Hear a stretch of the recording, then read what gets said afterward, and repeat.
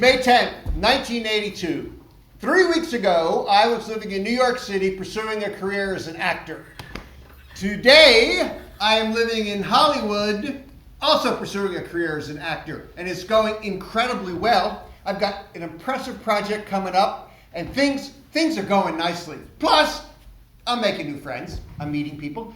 The other day, friends of mine said, "Hey, Bruce, do you want to go see a movie?" I said, "Yeah, I like the really arty stuff, like a foreign language and subtitles, or better yet, a foreign language I don't understand and no subtitles, so I can feel it. I can just feel the urgency and whatever else is going on." So they took me to see Rocky III,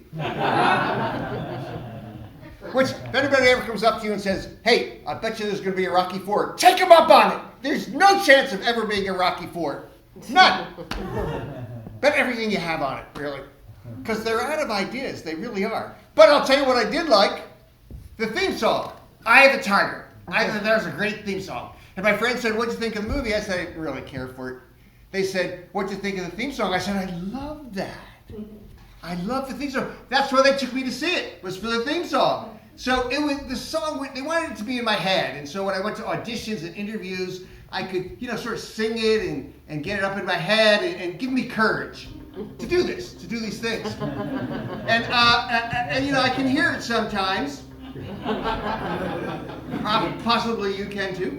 And it feels so, I just start marching to it every time I hear it. And then, without me knowing it, I do a jazz step. Now, I have never taken a jazz class in my entire life. Like the rest of you, I'd taken ancient Greek and Renaissance dance. But that was neither a Greek or Renaissance dance move at all. It wasn't. Anyway, that's not why I'm here. That's not why we're here tonight. I want to talk to you about something else. Whenever I go to an audition, it's the same thing. I show up, I'm given a script, I'm sent down this long hallway to the waiting room, which I know I've arrived at when I have this overwhelming spell of desperation. I look up and I see 50 people who look just like me. 50 people who look just like me. Now the good news is we become friends. It's usually the same 50 people each time. And no, we do, really. And it's going well. I'll introduce you to some of them. I just want you to notice how much we look like each other, okay? Here's Ben. "Hello, Bruce. It's so good to see you. Hello, Bruce." Ben is in musical theater. There's not much we can do about it. He can't sing. But does he look like me or what? "Bruce, I got some good news. I've got some really good news." "Yep, what is that, Ben?" "I just got cast in not one but 2 movies." "Really? Which ones?" "Rocky IV and V." Fuck you, Ben. I didn't say that. I did not say that. I did not say that. I thought that in my head, and really the reason I'm in the theater is so I can say things that I could never say to the people, some of it inappropriate. I mean, I've seen a lot of solo shows. That's why a lot of people are here doing this kind of stuff. Say things we could never say to them in person. You're about to meet Buzzy. "Bruce, what do you think about my idea? We could be, you could be my teen teacher. It's a 3rd grade class. It's really fun. They actually pay really, really well." "Buzzy, no, I don't really want to do that." "Why not? Why not? Pays well." "I hate kids." "Perfect." "I'm not doing it, Buzzy. Look, the truth is I don't hate kids. I just don't want to, I want to be an artist. I don't really want to be a teacher, not yet. Anyway, I want to do this kind of stuff." Burton's here today. I just want to brace yourself, okay? There are some people in show business who have tunnel vision. Their primary relationship is with show business. Nothing else really matters, okay? So, "Bruce, did you have your big break yet?" Burton, just put me down, okay? Put me down. "Have you had your big break?" "Burton, I don't want to go through this with you again, okay? I've not had my big break. Look, usually when I have these discussions with somebody who isn't in show business, People in show business know there's no such thing actually as a big break. There isn't. There's no big break. Sometimes you get like a small break, which leads to medium-sized breaks, which lead to bigger and bigger breaks, and ultimately their last break is considered your big break. But there's no one big break. Look, you can do great. You can get a show, you can get a movie, you can be the star of it, and then not work for 20 years. That happens. And some of you are going, Bruce, I read People magazine. I watch Entertainment Tonight. They talk about big breaks all the time. Yeah. Well, they're lying. There's no big breaks, okay? None.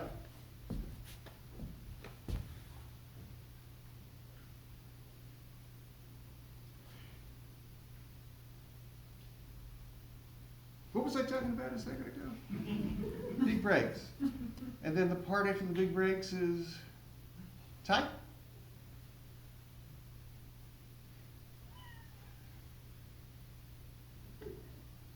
It looks like you're in the reception area of United Artists. That's what it is. Today is different. Today is not 50 people in one room. Today I'm in the reception area at United Artists Studios all by myself. All by myself. It's like a 3-story atrium, and I am here, and it's surrounded by trees, all these giant, giant trees, and these bamboo fences, and birds, parrots, singing and flying from tree to tree. It's like it's a paradise, but it's not a paradise. It's not. It's United Artists Studios. I'm here to audition. I'm here all by myself. Just me, here to audition for this movie. A movie called War Games. And, it's about a kid who's somehow his computer gets connected with the Defense Department, and then I don't know how he gets in there. Things work around. It doesn't. Look, it's my first movie, okay? It's my first movie, and anything can happen. Little did any of us know that at some point in time there'd be a website called Rotten Tomatoes, and that Rotten Tomatoes would rate it 93% approval rating. Rotten Tomatoes. I don't even know what a website is. None of us know what a website is for years, but it's going to be that way. Rotten Tomatoes. And why such a cynical name for it? Anyway, I'm here. I'm here to audition. I'm here to audition, and the reception is over there, okay? I just got to check in with her, all right? Just hang on.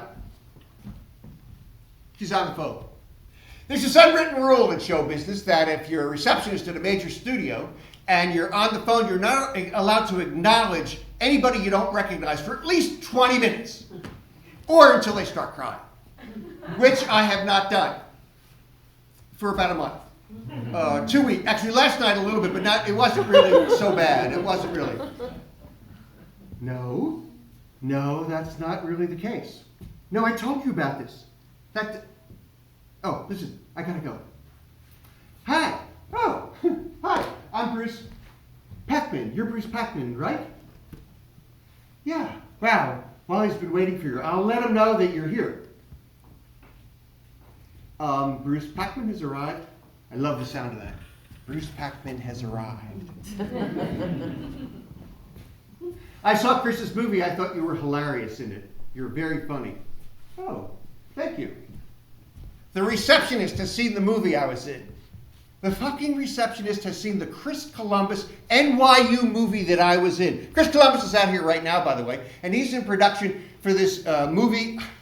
He wrote this movie in college. I don't know what they're expecting. It's called Gremlins, but this is likely to be a major big loser. It really is. Now, what Chris is, it really is. What Chris is good at is getting people to watch this movie. He really is. He gets producers, he gets casting people, he gets all these people to watch this movie. So they all watch this movie, and Chris told me, with a little bit of resentment, that some of these people saw the movie, they didn't care for the movie, but they liked my performance, and he really does have a little resentment about it. Anyway, after the movie, at some point, a casting agent for United Artists called me up and scheduled an audition, which I'm at right now, and then like the next day, Chris called me up. Hey, Bruce, did they call you up about that movie called War Games? Yeah, they did. Isn't that great? Look, I'm not supposed to tell you this, but they're interested in you for the lead in War Games. The lead? Wow. Look, Bruce, this movie, can you do for you what James Bond did for Sean Connery? I love James Bond. You'll do well. That's what happened. Bruce, would you like something to drink? And just as a joke, I say, how about a strawberry daiquiri? 2 minutes later, I'm holding a strawberry daiquiri in a coconut. Bruce, follow me. She's going to show me into the audition room. Now look, this never happens. Usually when there's an audition, you say to a casting person, hey, where's the audition room? They say, it's somewhere in the back. There have been actors lost in the back for years. Never seen again. She's going to take me in. Oh, God. I haven't had this feeling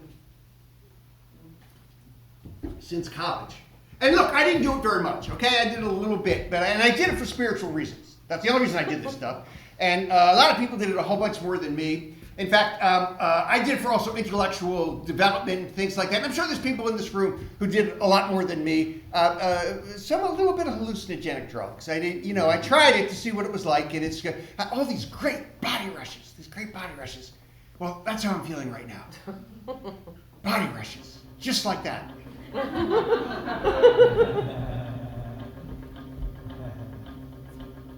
I'm going down this hallway. It's got all these great posters of the movies that United Artists made. This one is like West Side Stories. I love that movie, West Side Stories, and all the actors in the movie signed this poster. And this one is Midnight Cowboy with Dustin Hoffman in. Yeah, it's a really great movie. Dustin Hoffman's name is on there. And this is Rocky, the real Rocky. Wasn't a great movie, but I liked it. I did like it. It's got one name on there, which is... No, it's Sylvester Stallone. He signs his own movie. His own name. And this right here is a blank space.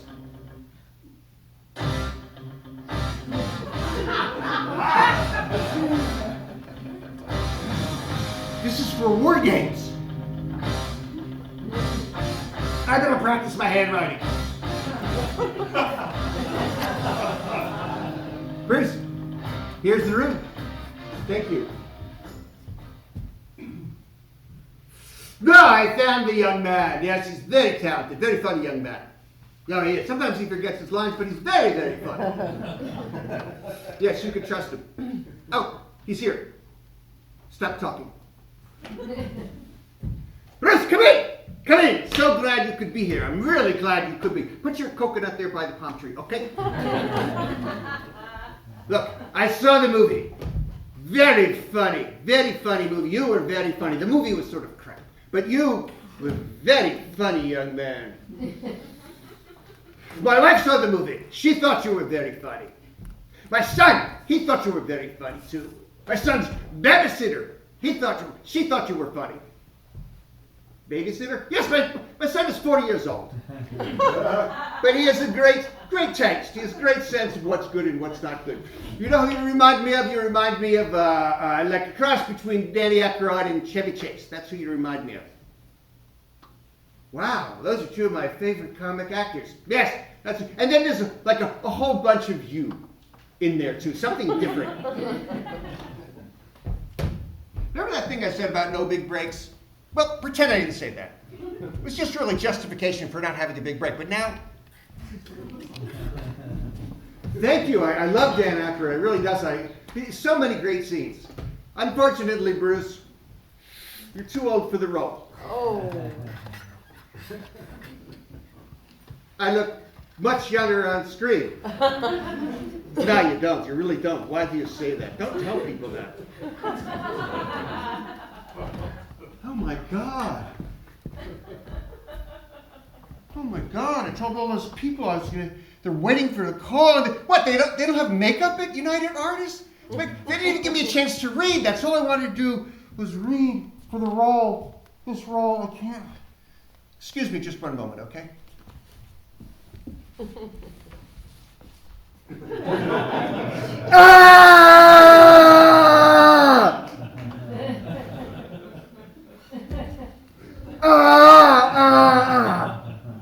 don't know. Why do people think that helps?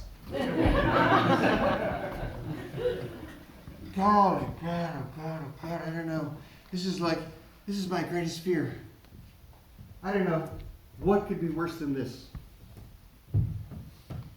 Bruce, it's okay. I have other script for you. Here, read this.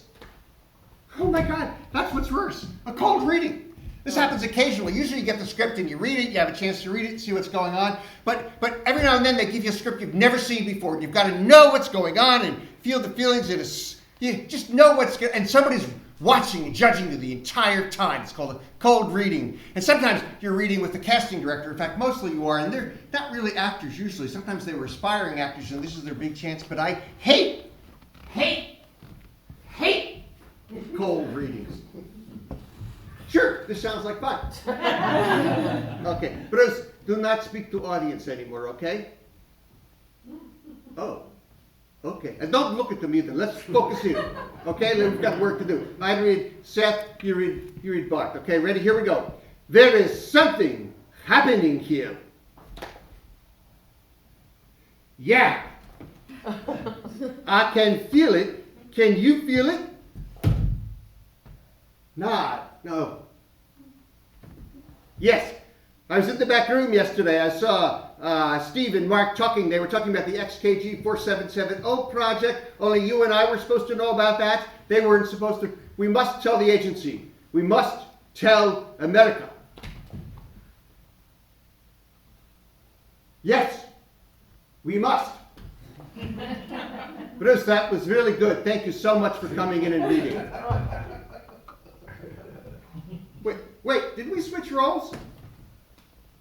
Oh, yes, but it does not matter. I heard plenty, okay? Thank you for coming in. Wait, Bruce, hold on. Take your coconut to front desk, okay? Oh.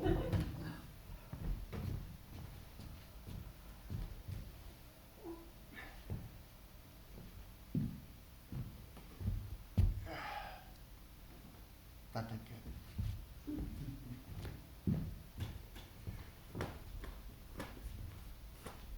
Mr. Bruce, anything? Yes, anything you say will be good. Just say anything. Talk about your experience. What's going on with you now?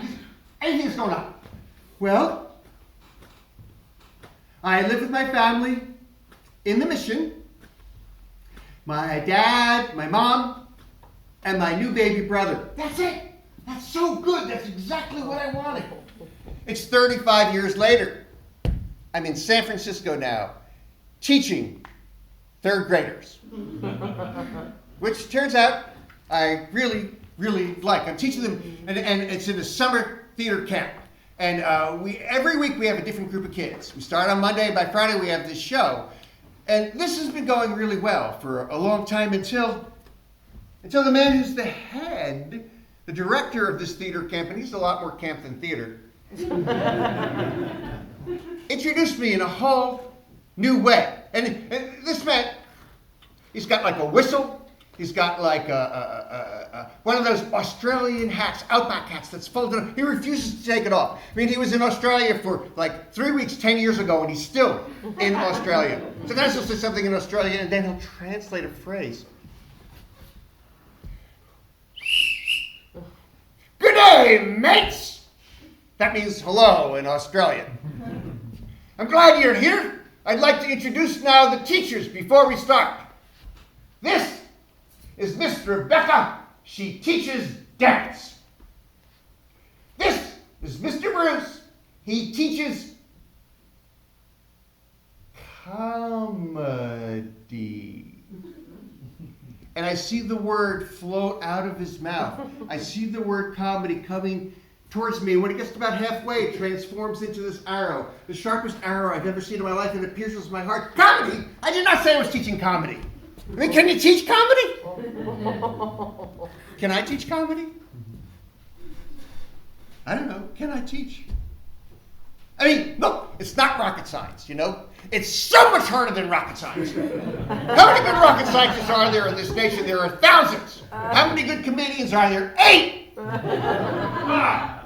Look, next time you get in a difficult situation, you can't figure something out, and somebody says to you, hey, this feels, it's not rocket science. I want you to change what you're going to say. I just want you to say, well, it's not like comedy, okay? Okay, we're going to practice this. We're going to practice this. So rehearse it once, get it in your head, okay? I'll be me, you be you, okay? It's not comedy. That's your line. My line. Wow, this is difficult. It's not comedy. Try that again. Wow, this is difficult. It's not comedy. That's really good. That's exactly how you do it. Yeah, that's good. It's not comedy. Listen, this group is not doing badly, okay? They're not doing badly for a Monday. Unfortunately, it's like Thursday. Tomorrow's the show, okay? We've got a lot of stuff to do here. So tell us more about your family. Well, I have a little brother, I was saying. Yeah, tell us about him. Nothing you say is wrong, okay? Everything you say is good. Just say it. Just say, tell us about your brother. Okay, well, my little brother poops. Okay, so there's some things you can't say. It has to be appropriate. Don't chant poop. Don't, everybody else, do not chant poop. What? No, everything's going great here. What did it sound like? No, we wouldn't do that. Yeah, we'll be ready for tomorrow. Okay. You can't say that, all right? And what I want you to do is I want you to tell a story, okay? I don't want you to do just, adults do that kind of stuff too. Tell a story and don't say my brother pooped, okay? That's all I ask. Okay, Mr. Bruce. Well, I went to the park with my family, and also I had a new puppy, and I was holding the puppy's leash, and then the puppy ran away. And because he was running after butterflies, he was trying to catch butterflies in his mouth, and he got tangled up in the leash, and then he bumped into a tree, and then my puppy pooped. You said don't say my brother pooped. Yeah, you're not really, this is not really what I meant at all. Okay. What's another word for poop? Shit? Yvonne, you know that's not okay. Yeah, well, Lenny, Bruce, and Richard Pryor would let me say that. Yes, how do you know about Lenny, Bruce, and Richard Pryor? Well, I told my uncle that I was taking a comedy class with you, and he said, oh, I better show you this. And then he showed me all these videos with Lenny, Bruce, and Richard Pryor. You know what Richard Pryor says? No! No,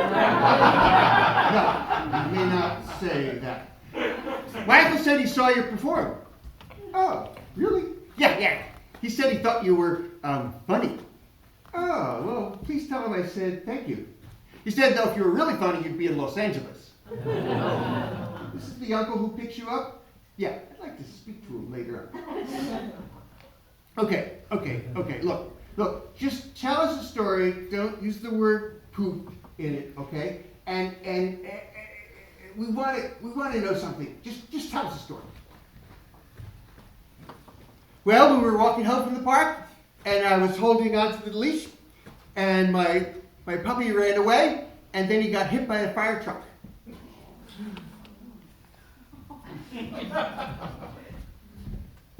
Oh my God, we're having a comedy time out here for a second. Everybody just hold on. Do you want to speak to one of the kids? I mean, do you want to talk to somebody? Because that's a lot to bear with. No, Mr. Bruce, I don't want to. Because I've had 17 puppies hit by fire trucks.